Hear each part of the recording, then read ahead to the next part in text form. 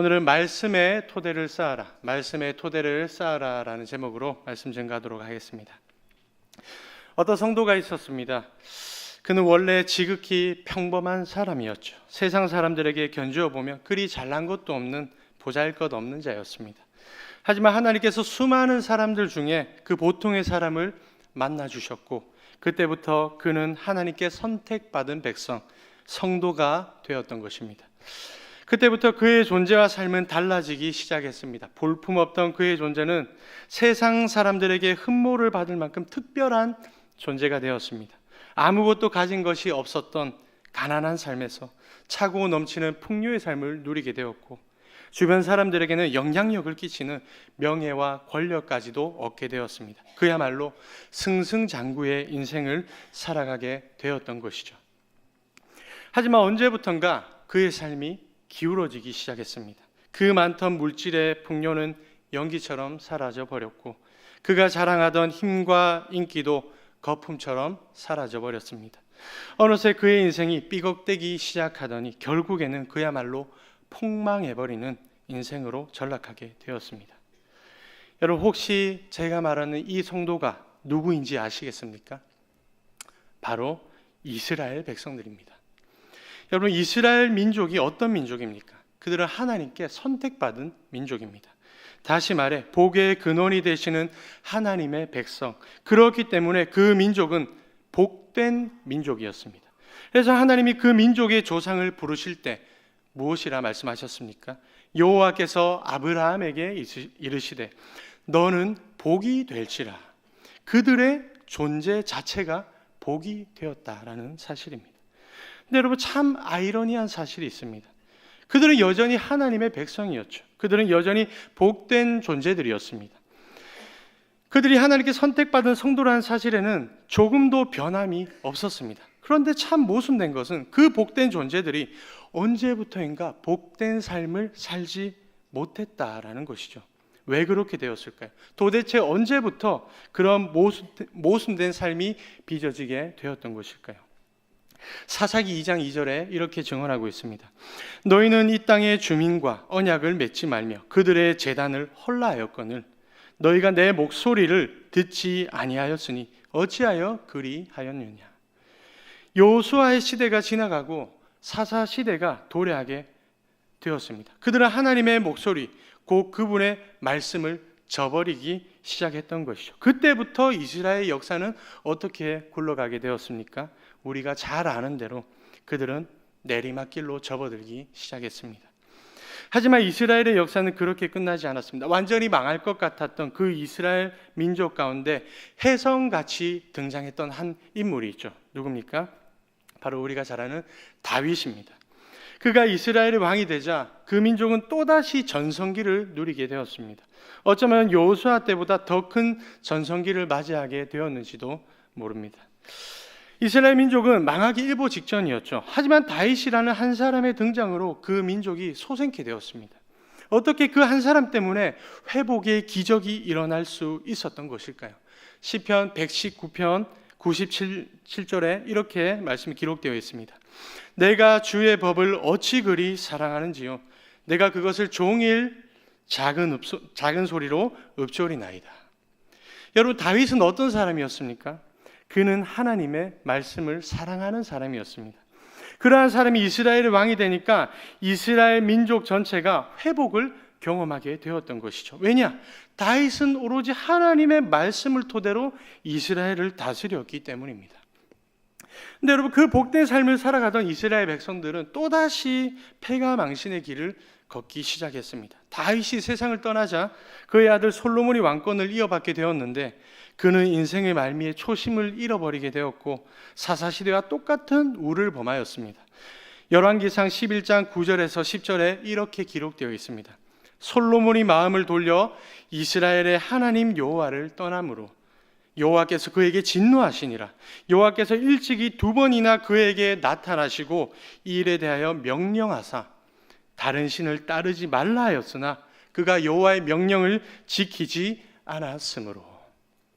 하나님은 솔로몬에게 2번씩이나 말씀하셨습니다. 아니, 명령하셨습니다. 하지만 솔로몬은 그분의 말씀으로부터 마음을 돌렸습니다. 감히 그 높으신 분의 명령을 그것도 2번 이상이나 거역했던 것이죠. 그 결과 이스라엘 가운데 어떤 저주가 임하게 되었습니까? 하나님께서 그 민족을 둘로 쪼개어 버렸습니다. 그리고 그 땅을 황폐케 하시고 그 민족을 그 땅에서 쫓아내 버리셨습니다. 결국 그들은 이방 민족의 포로가 되었고 비참하기 짝이 없는 인생을 살게 되었죠. 그야말로 그들은 또다시 폭망해 버렸던 것이죠. 근데 여러분, 혹시 2주 전에 주일 예배 때 저희 담임 목사님께서 하셨던 말씀 기억하십니까? 목사님께서 좋아하시는 책 한 권을 소개해 주시면서 그 책 제목을 이렇게 말씀하셨죠. 당신의 끝은 다 기억은 하시는 것 같습니다. 하나님의 시작입니다. 그렇습니다, 여러분. 정말로 이스라엘 백성들은 끝난 것만 같았습니다. 아니, 그들은 정말로 끝난 인생들이었죠. 근데 바로 그때 하나님께서 시작하셨습니다. 오늘 말씀 에스라 1장 1절에서 2절을 제가 다시 한번 읽어드리겠습니다. 바사왕 고레스 원년에 여호와께서 예레미야의 입을 통하여 하신 말씀을 이루게 하시려고 바사왕 고레스의 마음을 감동시키심에 그가 온 나라에 공포도 하고 조서도 내려 이르되 바사왕 고레스는 말하노니 하늘의 하나님 여호와께서 세상 모든 나라를 내게 주셨고 나에게 명령하사 유다 예루살렘의 성전을 건축하라 하셨나니. 이전까지만 해도 이스라엘은 어떤 상태였습니까? 성전이 무너져 내린 상태였습니다. 여러분, 성전이 무엇입니까? 이스라엘 백성들에게 성전은 어떤 의미가 있습니까? 쉽게 말하자면 성전은요, 성막이 업그레이드된 버전입니다. 즉 성전은 이스라엘 민족의 심장 폐부와도 같았던 것이죠. 근데 그 성전이 지금은 어떻게 되었습니까? 심장이 멈추면은 사람이 죽게 되듯이 성전이 무너졌다는 것은 그 민족의 수명이 다 되었다는 것을 의미하는 것입니다. 하나님의 임재와 그분의 만남이 이루어졌던 성전, 하나님의 말씀이 선포되고 그분을 예배하던 삶의 중심이 무너져 내렸으니 그 민족은 생명줄이 끊어진 것이나 다름이 없었습니다. 그야말로 이스라엘 민족은 끝이었습니다. 그런데 바로 그때 하나님께서 시작하셨습니다. 무슨 일을 시작하셨습니까? 바사왕 고레스라는 이방 왕을 통해서 성전 재건을 시작하셨다는 사실입니다. 여러분, 앞서 말씀드린 성전의 의미를 기억해 봤을 때 하나님께서 성전 재건을 시작하셨다는 것은 무엇을 의미하겠습니까? 하나님께서 그 민족을 다시 살리시겠다는 겁니다. 그들과의 관계를 다시 회복하셔서 그들과 다시 교제를 시작하시고 그들을 다시금 복된 존재로 살아가게 하시겠다라는 것이죠. 한마디로 하나님은 이스라엘의 회복을 시작하셨던 것입니다. 그런데 여러분, 바로 오늘 이 말씀에 우리가 주목해야 할 아주 중요한 포인트가 있습니다. 하나님께서 그들의 회복을 왜 시작하셨냐는 것입니다. 그리고 그들의 회복을 또한 어떻게 시작하셨냐는 것이죠. 오늘 말씀 1절 이렇게 기록하고 있습니다. 우리 다 같이 한 번 더 1절 말씀을 읽어보도록 하겠습니다. 시작. 바사왕 고레스 원년에 여호와께서 예레미야의 입을 통하여 하신 말씀을 이루게 하시려고 바사왕 고레스의 마음을 감동시키심에. 아멘. 여러분, 하나님께서 그 밉상뿐인 이스라엘 민족을 왜 회복시켜 주셨을까요? 예레미야의 입을 통하여 약속하신 바로 그 약속이 있었기 때문입니다. 아니, 그 이전에 아주 오래전부터 하나님이 아브라함을 부르시고 그 민족을 세우실 때부터 그들과 맺어놓으신 언약의 말씀들이 있었기 때문입니다. 그러니까 그 회복의 역사는 하나님 자신께서 약속해 놓으신 바로 그 약속의 말씀이 있었기 때문에 그 일이 시작될 수 있었다라는 것입니다. 그 회복의 역사가 시작된 방법도 똑같습니다. 하나님께서 자신의 말씀을 성취하시기 위해 바사왕 고레스의 마음을 어떻게 감동시키셨습니까? 2절 말씀을 다시 보시기 바랍니다. 바사왕 고레스는 말하노니 하늘의 하나님 여호와께서 세상 모든 나라를 내게 주셨고 나에게 명령하사 유다 예루살렘에서 성전을 건축하게 하라 하셨나니. 하나님께서 그 일을 어떻게 시작하셨습니까? 명령하셨습니다. 세상 모든 나라를 다스리던 그 세상 왕에게 하늘의 왕 되시고 온 우주 만물의 왕 중의 왕이 되시는 하나님께서 말씀하셨습니다. 그 명령의 내용이 무엇이었습니까? 유다 예루살렘에 성전을 건축하라. 여러분, 성전 재건의 역사, 이스라엘 회복의 역사는 바로 그렇게 시작되었습니다. 하나님의 말씀으로 시작되었다라는 사실이죠. 여러분, 무엇이 그들의 토대가 되었습니까?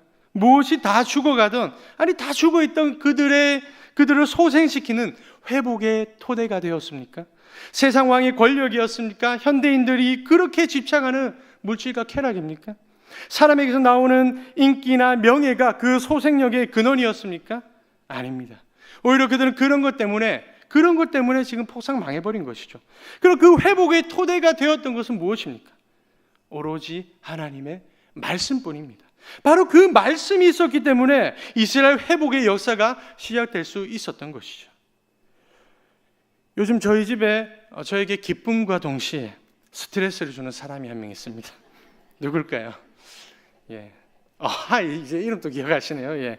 바로 제 첫째 딸입니다. 지난주에 둘째가 나온 관계로 공식 석상에서 제가 말을 할 때 이제 첫째, 둘째라고 할 예정인데, 아무튼 저희 집 첫째 딸이 올해 우리 나이로 이제 4살이 되었습니다.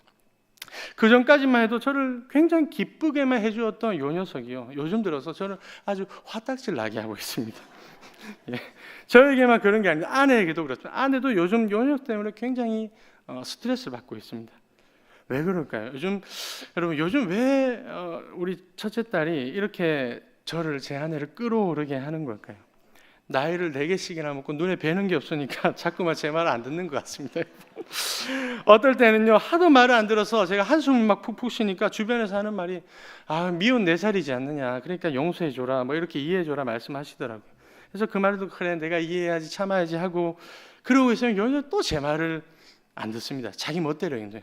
그러면 저도 모르는 사이 제 손에 맴매가 딱 들려 있습니다. 근데 이렇게 말을 안 듣다가도 어떤 때는요, 제 말을 굉장히 잘 들어요. 그게 언제냐? 먹을 것을 줄 때입니다. 예. 제 말을 한참 안 듣다가도 제가 먹을 것을 준다, 특히 자기가 좋아하는 까까를 주겠다 하면 그때부터 완전 군인 모드로 돌변해 버립니다. 저에게 아주 충성을 맹세하면서 제 말을 절대 복종합니다. 근데 제가 이 까까를 건네주는 순간, 이 까까를 뺏기는 순간, 그때부터 어떻게 될까요? 그때부터 또다시 돌변해 버립니다. 언제 그랬냐는 듯이 또다시 제 말을 듣지 않고 또 자기 멋대로 행동합니다. 그래서 자꾸만 그런 상황이 반복되니까 제 마음속에 이런 생각이 들었습니다. 야, 내 말 한마디가, 이 아비로서의 내 말 한마디가 이 까까만도 못한가. 예. 그럼 말에는 권세가 있어요. 힘과 능력이 있잖아요. 하지만 사람의 말에는요, 한계가 있습니다. 사람의 말이 어느 정도의 권세를 발휘할 수는 있지만 그 권세가 곧장 한계에 부딪힐 때가 사실 얼마나 많습니까? 사실 저만 그런 게 아니죠. 여러분도 살아가면서 여러분들의 말대로 되지 않을 때가 얼마나 많던가요? 그래서 사람들이 흔히 하는 말이 있잖아요. 말만 하면 뭐하냐? 말로는 누가 못 차냐? 이런 겁니다. 예. 뒤집어 말하자면 무슨 말이죠? 말로만 되는 게 아니라는 뜻이죠. 말만으로는 될 수 없다, 그런 말입니다. 사람의 말이 현실이 되고 실제가 되려면은 인력, 물질, 도구, 그 외 수많은 인프라들이 동원되어야 됩니다. 결국 사람의 말만 가지고는 사실상 아무것도 할 수가 없다는 거죠. 여러분, 우리가 살아가는 이 땅, 그리고 저 하늘, 그리고 온 우주 만물들이 다 어떻게 존재하게 되었는지 한번 기억해 보십시오. 이 세상에 존재하는 모든 피조물들이 다 하나님의 말씀으로 창조되었습니다. 어떠한 재료도 필요 없고 누구의 도움도 필요 없이 오로지 그분의 말씀만으로 창조의 역사가 일어났다는 것이죠. 그 말인즉슨 오직 하나님의 말씀만이 온 우주 만물의 토대가 되었다라는 뜻입니다. 그래서 히브리서 11장 3절에서 이렇게 증언하는 것이죠.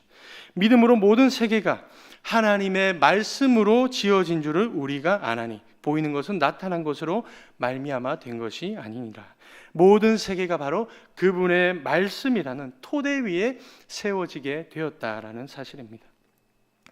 그리고 천지 창조만 그렇게 된 것이 아닙니다. 야고보서 1장 18절에서 이 말씀의 권세에 대해서 굉장히 중요한 말씀을 하고 있습니다. 그가 그 피조물 중에 우리로 한 첫 열매가 되게 하시려고 자기의 뜻을 따라 진리의 말씀으로 우리를 낳으셨느니라. 또 베드로전서 1장 23절에서 이와 똑같은 증언을 하고 있습니다. 너희가 거듭난 것은 썩어질 씨로 된 것이 아니라 썩지 아니할 씨. 그 썩지 아니할 씨가 무엇입니까? 바로 살아있고 항상 있는 하나님의 말씀으로 되었느니라. 우리가 하나님의 성도로 거듭나고 그분의 자녀, 백성으로 세움을 받는 것 또한 하나님의 말씀이라는 이 토대 위에서 일어나게 되었다는 것이죠. 말씀은 창조의 토대가 될 뿐만이 아니라 구원의 토대까지도 된다라는 사실입니다. 그래서 하나님의 말씀은 절대적인 권세와 능력으로서 모든 시작과 끝의 토대가 된다라는 것이죠. 여러분, 실제로 그렇습니까? 하나님의 말씀이 모든 시작과 끝의 토대가 된다면 그 과정, 그 모든 인생과 역사에 있어서도 하나님의 말씀이 정말로 토대가 된다는 것입니까? 다시 좀 쉽게 말하자면 하나님의 말씀이 우리 삶에서 그렇게 근원적이고 실제적인 영향력을 미칠 수가 있냐는 겁니다. 그 말씀이 그렇게 절대적인 권능과 능력을 발휘할 수 있냐라는 거죠. 그렇습니다, 여러분. 그렇죠. 오늘 우리가 읽은 에스라 말씀 전체가 이 사실을 입증해주고 있습니다.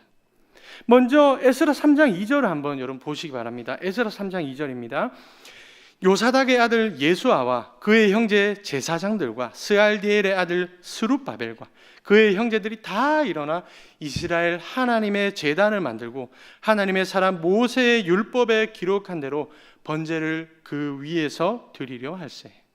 하나님의 말씀으로 성전을 재건하라는 명령이 떨어지자 드디어 이스라엘 백성들이 1차 포로 귀환을 하게 되었습니다. 그리고 그렇게 고국 땅으로 돌아왔던 백성들은 일제히 예루살렘에 모여서 하나님께 예배를 하게 되었습니다. 그때 그 예배가 어떻게 드려지게 되었습니까? 하나님의 사람 모세의 율법에 기록한 대로 그들 가운데 이미 주어져 있던 그 하나님의 말씀을 따라 새로운 원리, 새로운 방식, 새로운 어떤 질서가 아닙니다. 이미 주어져 있던 하나님의 그 말씀을 따라 예배를 올려드렸다는 사실이죠. 하나님의 말씀이 그분과의 관계를 회복하고 그분과의 교제를 다시 시작시켜주는 예배의 토대가 되었던 것입니다. 이번에는 다 같이 또 에스라 5장 1절 한번 보시기 바랍니다. 에스라 5장 1절에서 이렇게 기록하고 있습니다. 선지자들 곧 선지자 학개와 이또의 손자 스가랴가 이스라엘의 하나님의 이름으로 유다 예루살렘에 거주하는 유다 사람들에게 예언하였더니 하나님의 말씀으로 성전 재건이 시작되었습니다. 그런데 갑자기 그 일을 회방하는 대적들이 등장했습니다. 그 땅에 거주하고 있던 사마리아 사람들이었습니다. 그들은 예루살렘 성전이 재건되면 자신들의 입지가 좁아질까 봐 그 일이 진행되지 못하도록 방해했던 것입니다. 결국 그들은 극심한 회방으로 성전 재건을 중단하게 되었던 것이죠. 하지만 수년 후에 이스라엘 백성들은 그 대적들의 공격과 방해들을 극복하고 그것을 무릅쓰고 성전 재건에 다시 착수하게 되었습니다. 여러분, 그때 그들이 그 일을 다시 시작할 수 있었던 토대가 무엇일까요? 선지자 학개와 스가랴의 입에서 나온 예언. 그 예언이 뭡니까, 여러분? 하나님의 말씀이죠. 학개서 1장 1절에서 좀 더 구체적으로 말씀하고 있습니다. 다리오 왕 제2년 여섯째 달 곧 그 달 초하루에 여호와의 말씀이 선지자 학개로 말미암아 스알디엘의 아들 유다 총독 스룹바벨과 요사닥의 아들 대제사장 여수아에게 임하니라. 그때부터 스룹바벨과 요수아죠. 성전 재건을 다시 시작하게 되었습니다. 하나님의 말씀이 문제 해결과 장애물을 뛰어넘는 그 토대가 되었던 것입니다. 그리고 이번에는 또 에스라 6장 14절하고 15절 한번 보십시오. 우리 한 목소리로 한번 이 말씀을 읽어보도록 하겠습니다.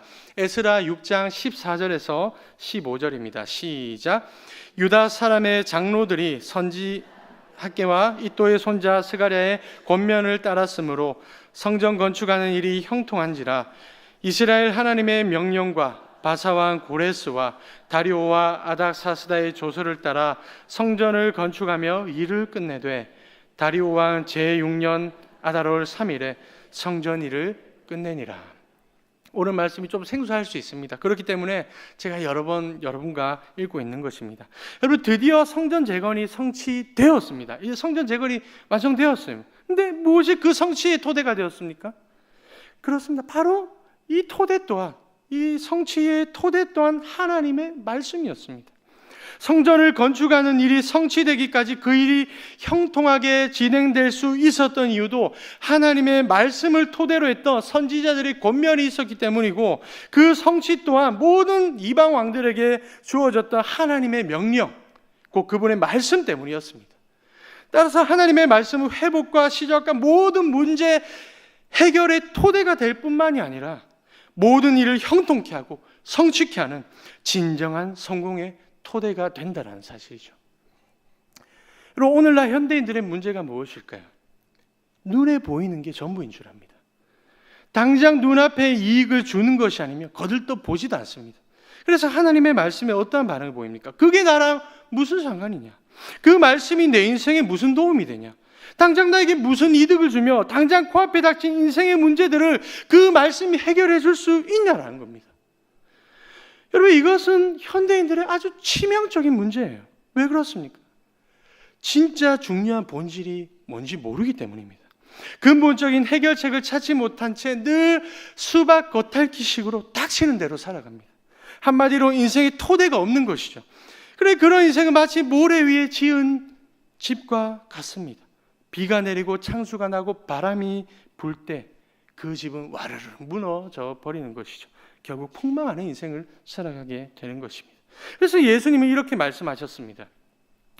그러므로 누구든지 나의 이 말씀을 듣고 행하는 자는 그 집을 반석 위에 지은 지혜로운 사람 같으니 비가 내리고 창수가 나고 바람이 불어 그 집에 부딪히되 무너지지 아니하나니 이는 주추를 반석 위에 놓은 까닭이요 반대로 나의 이 말을 듣고 행하지 아니하는 자는 그 집을 모래 위에 지은 어리석은 사람 같으니 비가 내리고 창수가 나고 바람이 불어 그 집에 부딪힘에 무너져 그 무너짐이 심하니라. 말씀의 토대 위에 세워진 인생은 무너지지 않습니다. 하지만 그렇지 못한 인생은 반드시 무너질 수밖에 없다는 것이죠. 물론 저도 인정합니다. 말씀이 당장 우리 삶에 가져다 주는 유익은 그리 많지 않을 수도 있어요. 당장 말씀을 읽는다고 내 삶의 문제가 당장 해결될 거라는 보장 없습니다. 당장 말씀을 배우고 묵상하고 이 말씀을 암송하고 외운다고 해서 지금 당장 내 모습이 순식간에 변화될 거라는 보장 없어요. 지금 이 순간도 그렇습니다. 우리가 이 자리에서 하나님의 말씀을 듣는다고 지금 당장 어떤 유익들이 순식간에 막 찾아오는 것은 아닙니다. 만약 제가 말씀을 전하는 이 순간에 저와 여러분의 통장에 만약입니다, 여러분, 돈이 차곡차곡 쌓인다면 어떨까요? 은근히 그런 일이 일어나기 바라는 분들도 계신 것 같은데, 물론 굉장히 기분 좋은 상상인지 모르겠지만 실제로 그런 일이 일어날 일 거의 없습니다. 그렇죠? 그런 기적이 필요한 누군가에게는 이런 상상이 물론 현실이 될 수도 있습니다. 하지만 사실상 그런 기적은요, 사실상 로또가 당첨될 확률보다 더 낮습니다. 오히려 이 말씀을 듣는 동안 여러분에게 띵동하고 문자가 하나 올 수 있습니다. 누구누구 얼마 결제, 잔액 영원 뭐 이런 식으로.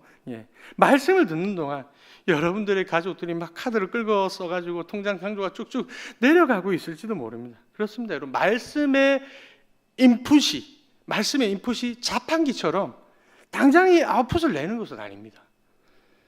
근데 여러분, 오늘 성경에서 특별히 오늘 이 에스라서 말씀을 통해 하나님이 우리에게 주시는 메시지가 무엇입니까?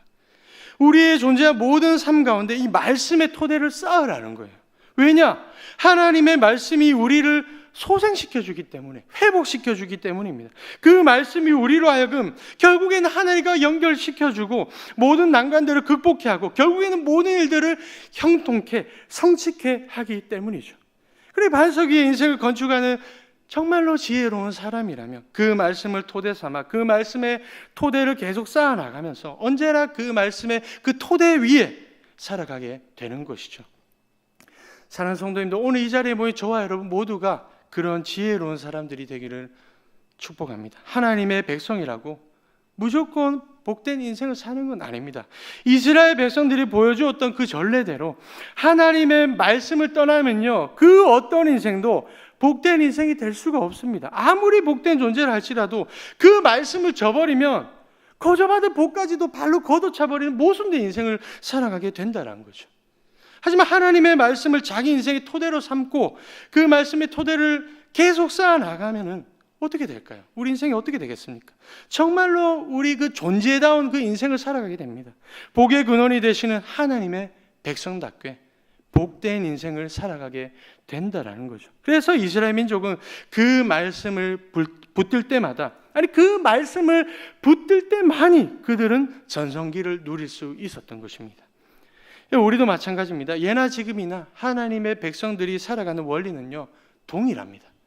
오늘 오로지 하나님의 말씀을 우리 인생의 토대로 삼으십시다. 그 말씀의 토대를 계속 쌓아나가면서 늘 그 말씀의 토대 위에서 살아가십시다. 그리하면 저와 여러분의 인생에도 반드시 전성기가 찾아올 것이고, 그야말로 너는 복이라, 너는 복이라, 하나님의 백성답게 복된 존재로 복된 인생을 살아가는 저와 여러분들이 되실 줄로 믿습니다.